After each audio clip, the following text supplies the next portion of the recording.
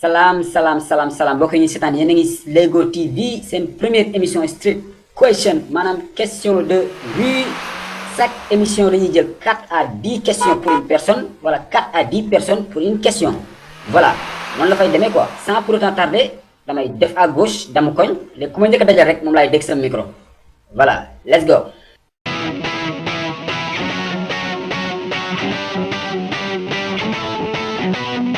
salaamaaleykum papa tur bi naka la. Alaaji Suluxu Njaay la ancien combattant.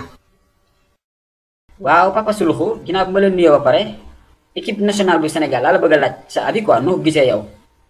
équipe bi baax na c'est bon de mais match bi passé dafa am lu ma xaw a jaaxal Aliou Cissé lan moo tax mu teg booy Krépin Diatta ci banc bi mais booy Krépin dafa war a football de.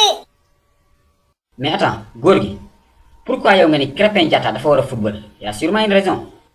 booy xanaa xamoo football ñun ak Kenyaan yi place Krépin moo feeñ ci milieu bi de te du moom kese de booy jaawee bëgge Kalta tamit gisuma ko ci el di keroog. Diao Baldé Keita la papa. waaye maa ko xam jaawee bëgge Kalta mooy booy bi def talonaar yi rek.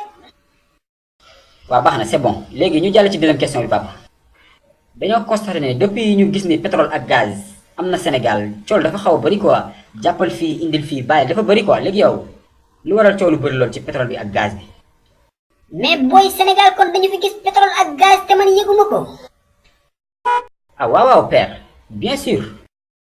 mais booy loolu violation de domicile la waroon naa ko yëg de xanaa nekkatuma sénégalais comme ñëpp. pétrole ak gaz alal la de booy dafay sukkali réew loolu lu ñuy pencoo la de. waa léegi mbirum pétrole bi ak gaz yi fu mu toll pétrologue yi lu ñu wax ana gazologue yi.